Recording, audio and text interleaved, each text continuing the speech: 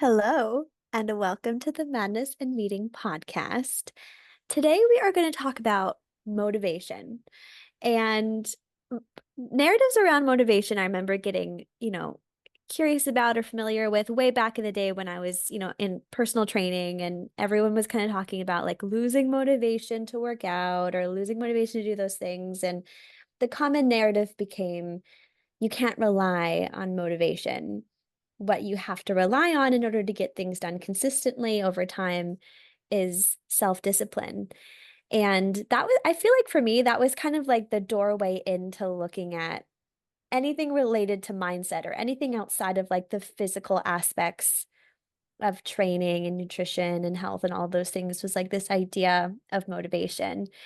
And I think you're probably in a similar place where over the years that was kind of like your doorway in, and then we started to explore other ways in which motivation, ebbs and flows throughout our life, or how we can have motivation to do something new or to change something, to start a business or to change something in your life, to start dating. I don't know. You'll have motivation to do something that feels big and expansive and exciting and really meaningful, and then watch yourself or watch someone else repeat this very familiar pattern of a couple days going by, a couple weeks going by, and then everything that you were so committed to doing starting to fall off as that motivation wanes. And so we're just going to have a conversation about like what is really going on with motivation? What is motivation? What is it that we actually can set in place to hold ourselves more accountable to doing the things that are meaningful to us? What is that motivation pattern of it waning trying to tell us, maybe in some scenarios? I think there's a lot of different doorways that we can open with this conversation. And there's probably going to be some dogs in this podcast as well, as you just I heard. wasn't sure if you could hear that because my I headphones are heard it. on. You also like jumped when she barked. Hi, everyone. Please be patient with me today. I am not in the best situation here, babysitting two dogs in a tiny bedroom, but I will do my best. It Um, happens. what came to me immediately is I think, and this idea is coming to me as I'm saying it, so it might not come out in the most eloquent of ways, but there's I feel like there's a difference between inspiration and excitement, and sometimes we get the two conflated, but I think that there might be a little bit of nuance there that might be interesting to explore. I like that. Um, the excitement to begin something new, I oftentimes feel is there for a reason. Like what excites one person that doesn't excite another person? I think there's a reason why we gravitate towards certain things that create excitement inside of our nervous system. And I think that part of that is it's coming from a higher version of us that's putting something into our mind that we actually deeply desire, or maybe there's something inside of that that will fulfill something that we really want. And that's why it creates that sense of excitement. And that excitement is not necessarily there to remain there all the time. It's there to put your attention in that direction where you wouldn't have given it attention before. And I think the misconception is that the excitement is going to linger there and we're relying on it to continue to motivate us to keep going. But that's not necessarily the case, because when we are not feeling good inside of who we are, I think that we rely on the excitement to fuel us to do something that's challenging that we wouldn't otherwise do without the excitement. And the Yeah. excitement wanes, and then all of a sudden all of the challenge of what we're about to undertake or the discomfort associated with this new idea makes itself really known. And alongside that, all of our fear, all of our doubt, all of our unworthiness rises inside of that. And when we haven't done the work to be aware of what that stuff is and our patterns of how it affects us and where it's coming from, and how to work through it, then we buy into the stories that those parts of us are saying. And the excitement then gets really mulled with fear and doubt Hmm. and shame and whatever else is there. And what was once exciting now feels a little bit heavier. And Yeah. that's when we start to come up with justifications for, well, maybe it's not the right time, maybe it's not for me, maybe it's not going to work out, maybe these people are going to say this about me, and we start to come up with all of these reasons to justify why we feel that discomfort, and we forget the excitement. The excitement's no longer there, and then the activity falls by the wayside. And where I was going with this difference between excitement and inspiration, I feel like sometimes inspiration also comes along with something, but there's a little bit of like something deeper. There's like a deeper calling to it, and it doesn't always have that immediate excitement response.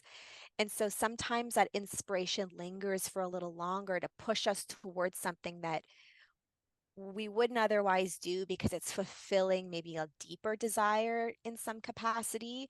And so I I've explored a few different topics here, so I would love your take Hmm.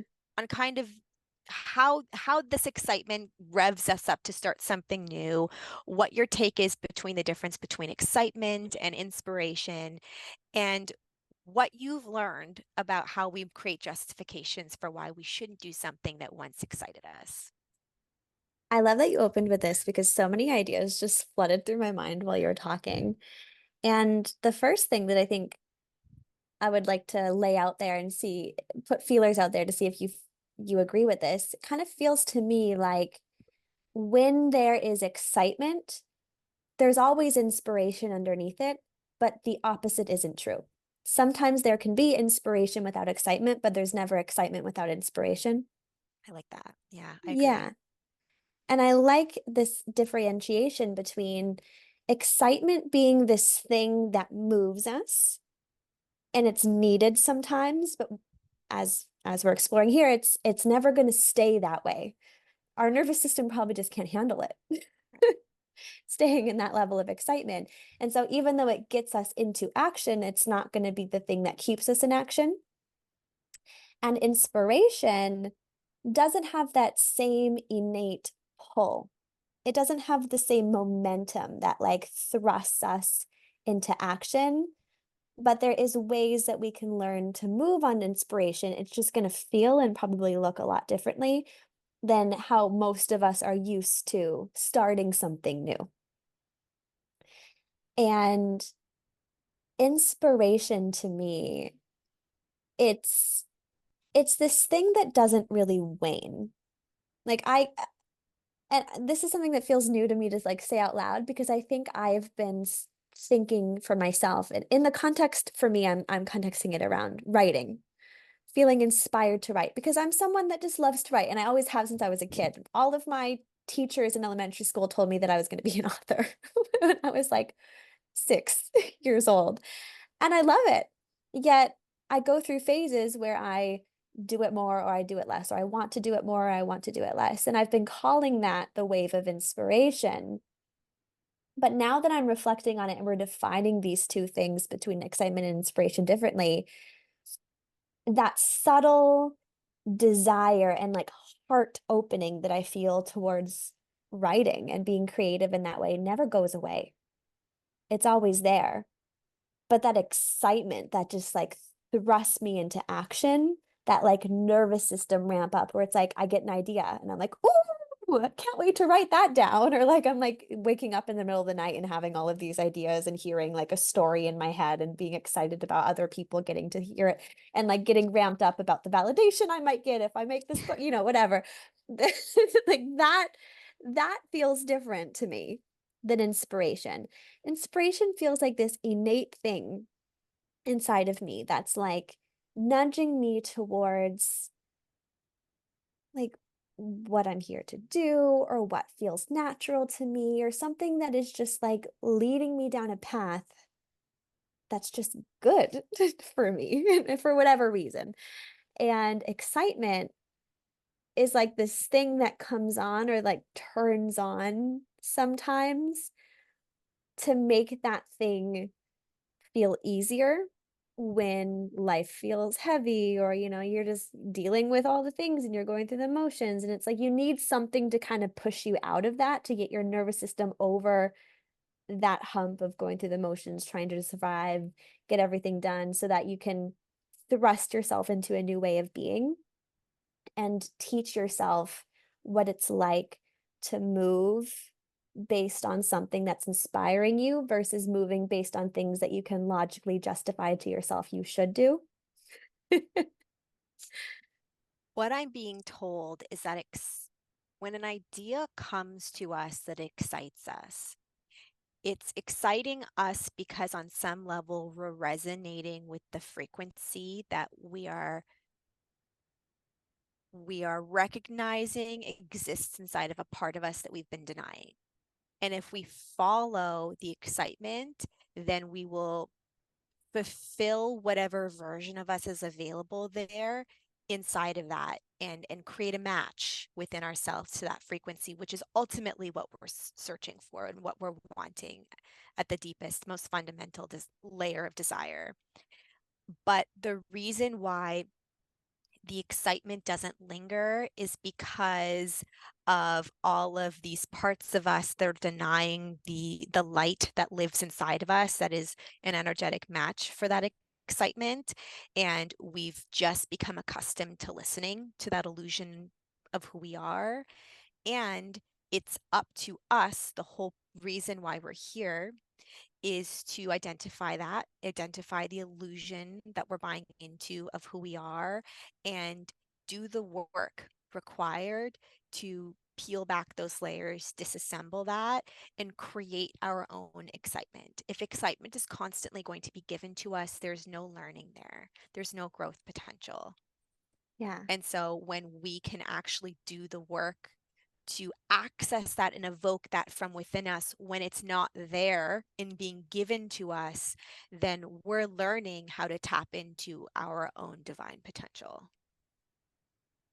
Excitement feels really heady to me as well. Even though like it's obviously something that we experience in our bodies. Like we feel excitement in our bodies and excitement of our nervous system. But to me, excitement kind of feels like something that it's a representation of what our mind is focusing on. And so, Yes, you yeah. put into words what I couldn't articulate. Well, Yes, I this is agree with I'm you. saying it based on what you're saying because Yeah. I think what I got from what you were just saying is that like when our mind can focus on and justify that there's pleasure on the other side of Yes. becoming someone different, Hmm. then we get excited. But the same way that the mind can justify that there's pleasure on the other side of changing, it can also justify that there's pain on the other side of changing. And that's when the motivation wanes. Hmm. And it's all coming from the head. When we're moving based on what our mind is justifying, our mind is always looking for evidence to justify different sides of the story to try to protect us, right? It's like, who will I become if I make this change? People will love me. I'll get validation. I will be cool. I'll feel good. I'll feel confident. And then that excitement builds and you take action. And then your mind starts to question, but what if bad things also happen if I change? What if I lose people? What if people judge me? What if people think I'm arrogant? Blah, blah, blah, blah, blah. Now all of this pain starts to become the potential for pain comes into your awareness and your mind starts focusing on why you should actually fear the change. And then that pivot happens where you were excited but now and you might not feel scared necessarily. I don't think I would even like in my own experience resonate with I'm scared, that's why I'm not showing up and doing it. It's more like the motivation just went away. The excitement just went away. But behind the And surface, I think it is coming from that place of having justified consciously or unconsciously that the change that you were excited to make actually might end up being more painful than it is pleasurable. and my mind goes to something that's going to make a big eye roll in a lot of people, which is what a gift that your fear is coming up inside Mhm. of what excites you. Because ultimately, if if it's going to come up, then you have an opportunity to witness it, recognize that it's there and work through it. Yes. And I just want to say that like yes, I roll to that and I get it, but there's been a transition for me that I feel is very potent inside of me recently, and I think you're also in the same place where it's like I used to tell myself that like being able to face your fears is so great and it's going to grow you and blah blah blah, but No, it it's was fucking something I was telling terrifying. myself.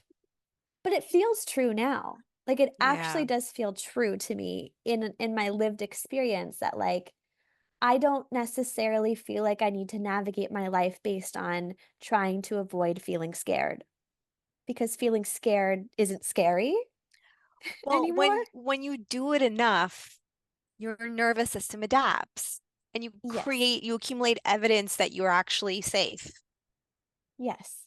that you're not going to die, like you're going to be fine. And actually, even if it doesn't work out and the worst case scenario happens, you got so much out of it that you wouldn't have gotten otherwise. And you've grown so much from it. Like, how could you deny that to yourself again? Yeah. And that comes from, like you said, like your nervous system finding that inherent safety, which is something that feels like I'm not there 100%, but it's potent how much more I just feel like I can handle things. Like I used to be someone that was so scared of anything hard happening that I made every decision in my life based on how can I make sure that hard things don't happen to me because I don't believe that if hard things happen to me, I will be okay. And now I'm just like, if hard things happen, it's undoubtedly I will be okay. And that is so freeing. And that makes the experience of change and having things that I want to do different. The experience of motivation and excitement and inspiration has also changed with that because now I'm not so thrown by the emotional experience of excitement and fear. It's more like those emotions and sensations move through me, but they're not what I'm used to moving based on as much anymore.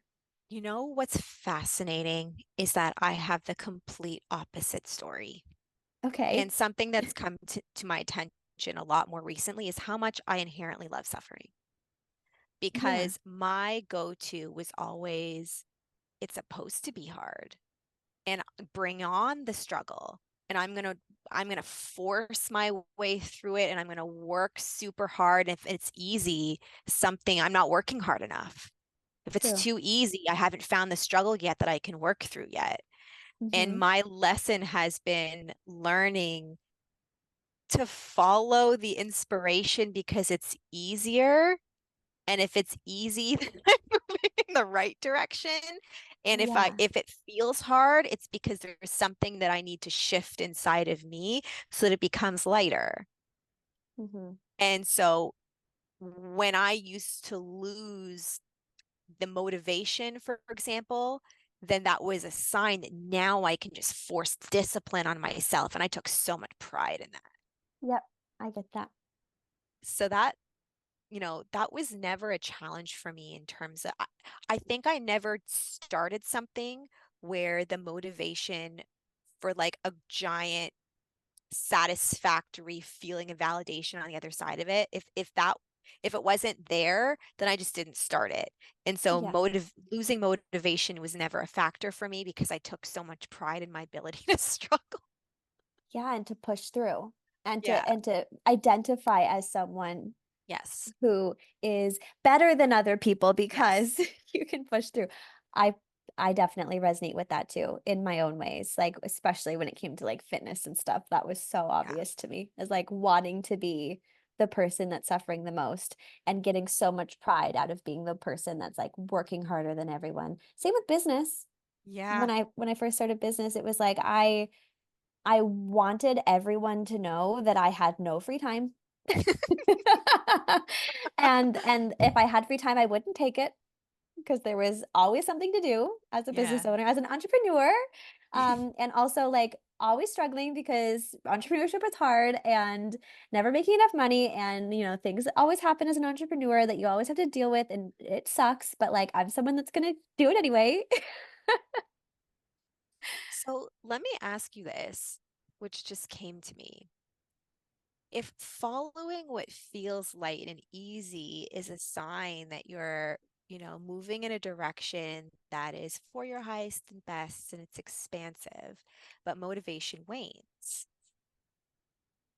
then how do you know that it's a sign to keep going? How do you know it's a sign that it's not the right fit? I think the most obvious answer to me, how do you know, is just like you learn as you keep showing up. It's the only way to know, I think. Or you don't show up and then maybe eventually the answer also becomes clear to you because either there will still be a nudge deep inside of you that's telling you to do it and you're not doing it and it gets louder and it gets louder. That's my experience at least. Like with Yeah, writing, as an example. Like it's so undoubtedly obvious to me that like there's something with me and writing. I don't know. It's something I'm supposed to do, something that I like to do and something that I'm being guided to do in a big way. And when I've gone through my phases of just being like, writer's block and like fuck this and like everything I write I hate and I just don't feel motivated or excited about showing up, it's still there.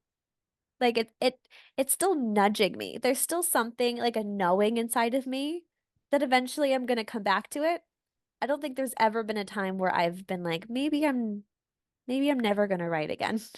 There's never really been that inside of me.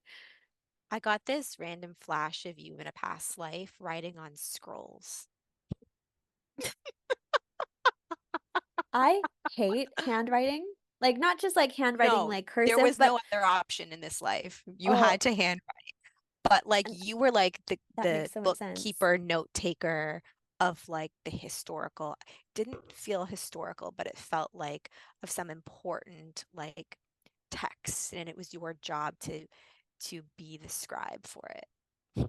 I'm pretty sure I've had carpal tunnel since I was 13 years old. So that's that makes sense. I must have carried that from my past life. Like your wrists have done enough.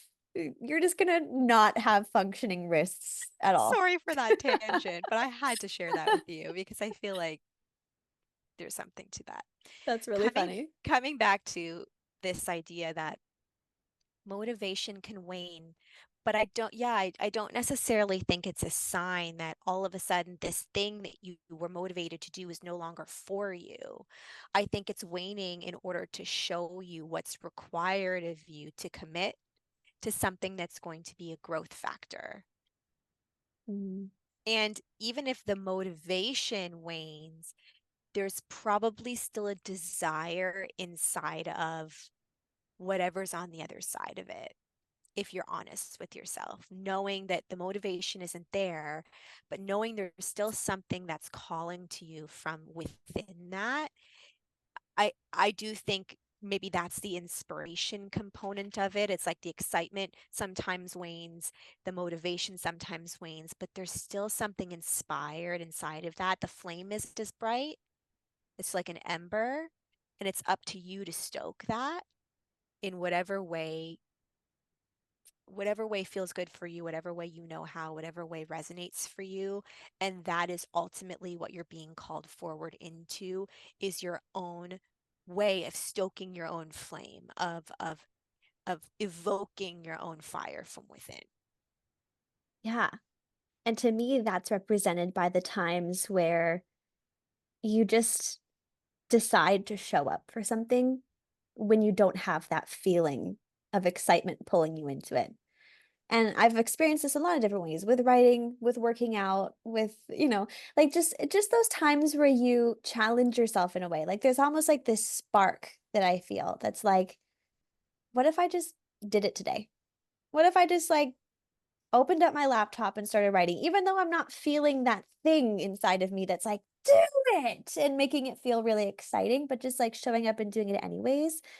There's something so valuable about allowing yourself to experience that, because it is, like you said, it's teaching yourself a different way of showing up, a different way of interacting with motivation and the ebbs and flows of it, and a different way of interacting with your own spark of inspiration and leaning into it and understanding what it's like to lean on that and let that move you.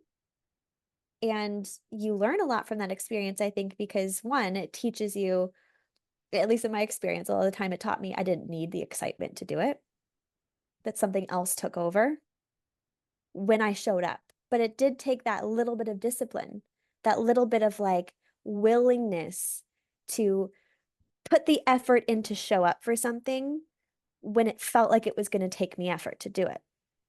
The There is willingness. there is something very hard about overcoming momentum.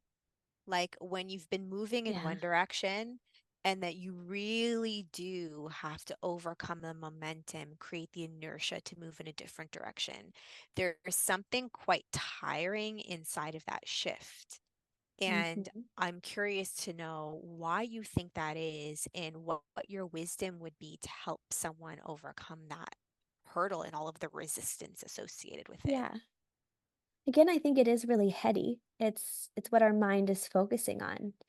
And an exercise I used to do like with my clients really early on when I was like kind of just dipping my toe into like maybe there's more to this than just like the physical and dipping into mindset stuff. This exercise I came up with was helping people to understand what is the pleasure associated with doing one thing, the that they say that they want to do, and the pleasure associated with not doing it. So for example, like working out. What's the pleasure that you associate with doing it? I'm going to feel better, I'm going to get healthy, I'm going to lose weight, I'm going to feel more confident, I'm going to blah blah blah blah blah. And then what's the pleasure that you associate with not doing it? It's I get this extra time. I get to be lazy. I don't have to put in the effort. I get to spend time doing this instead. I don't have to like dread doing it all day when I'm at work. Whatever pleasure with that. And then what is the pain that you associate with doing the thing, with going to do your workout after work or whatever? It's going to take effort. I'm going to be stressing out about it all day. I'm going to be out of breath. I'm going to be worried about how other people are judging me in the gym. And then what is the pain that you associate with not doing the thing, of not working out? I'm going to still feel uncomfortable in my body. I'm going to judge myself. I'm going to criticize myself. I'm going to have low self-esteem still. My clothes aren't going to fit the way that I want, whatever. So having those four different boxes, the pain and the pleasure of doing the thing and not doing the thing. And our actions are always showing us which of those four boxes we're focusing on. So So if smart.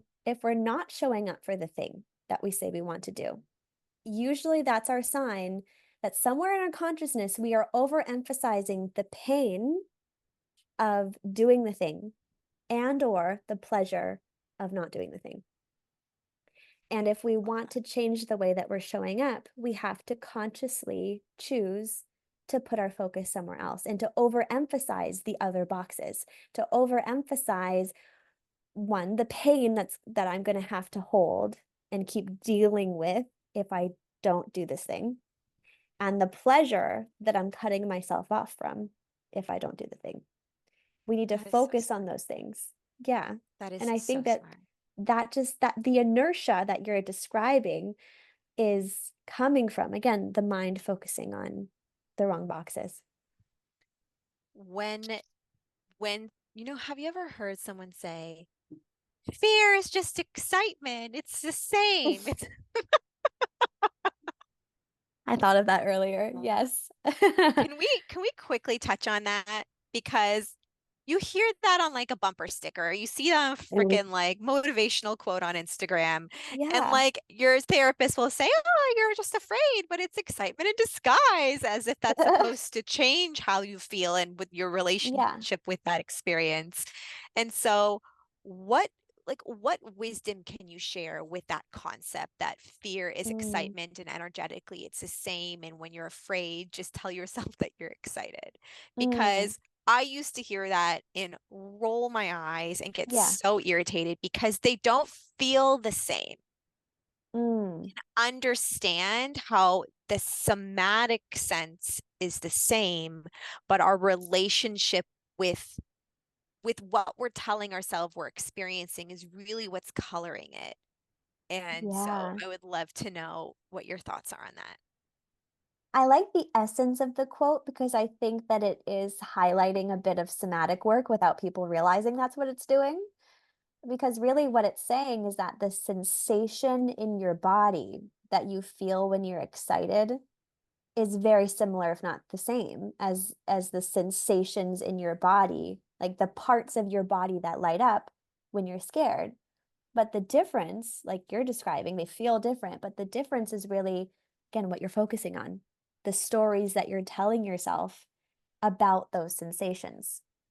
And sometimes we feel that sensation in our chest, in our throat, or whatever it is, in our stomach, and our mind immediately looks for evidence to justify that feeling or to make sense of it. And the evidence that it finds is danger. Right. It finds evidence to support that we're not safe or that Right. something bad is going to happen. And that's when we are in the experience of fear. But in some scenarios, we feel that sensation. And anytime there's sensation in the body, I think the mind automatically just turns on. Like, what is this? Yeah. How can I make sense of it? We're used to living quite numbly. Yeah. Yeah. A sensation happens in our body, and our mind is like, okay, what does this mean? What can Yeah. I do? We come out of How the can I body, we shut come this out of the down? mind. Yeah. Shut it down or make sense of it or use this to figure out what I need to do, Yeah. what I To need to make it go avoid. away. Yeah. Yeah. Yeah. And in this experience of excitement, I think that's coming from we feel the sensation, we go up into our mind, what is this? And the evidence that we end up finding and focusing on is that good things are going to happen. And that's what we end up focusing on. So, like in the scenario of working out is such an easy one. So, I'm going to choose that. When we feel that sensation, we're thinking about our workout later, whatever, and we feel that sensation or we're thinking about like, whatever plan we just bought a new plan, we hired a trainer, whatever. We think about it, we feel that sensation, we go up in our minds, and then it's like, what is this sensation? What is this trying to tell me? Oh, well, I just bought a new plan and I'm going to be more accountable and I'm going to lose a bunch of weight and I'm going to feel good. And then when I go on that trip in 3 months, I'm going to be in a bikini and I'm going to look hot and I'm going to post an Instagram photo and everyone's going to like it and I'm going to get lots of validation. And then all of that evidence that our mind is finding ends up feeling positive and pleasurable. So we feel excited. But sometimes we might also be thinking about that same workout plan and that personal trainer that we just hired, feel a sensation, go up into our mind, and our mind is like, what is this? How can I make sense of it? And it's like, that workout is going to be really hard. It was really hard last week and the week before that. And what if I don't get any stronger today and I'm doing the workout and I can't do it and I feel like I failed? And then I'm going to be looking around the gym and that hot girl is going to be there who has a way better body than me. And I'm going to be there comparing myself to her the whole time and feeling like shit about myself and not wanting to be there. And then I'm going to go home and then I'm just going to feel like shit about myself and then have to do it tomorrow. And then I'm going to be on vacation in 3 weeks and I'm going to hate every photo of myself and I'm going to look back and be like, I should have worked out harder. And then we start to work ourselves up into an experience more of fear because we're focusing more on the pain. Yeah. Yeah. It's really a matter of does the sensation come along with a sense of safety or not, depending on how we're Yeah. contexting it. Yeah. Yeah. Yeah. Yeah. Knowing knowing that when we start something new, like if we can anticipate that we'll be taken for this ride a little bit, where there's going to be this influx of excitement and inspiration and motivation, and that is going to wane at some point. How would you, if we were to tie this up with kind of like something that you would want people to know about what to expect from that process and how to one be consciously aware of how that's going to unfold and how you can begin to witness it consciously and then work through it.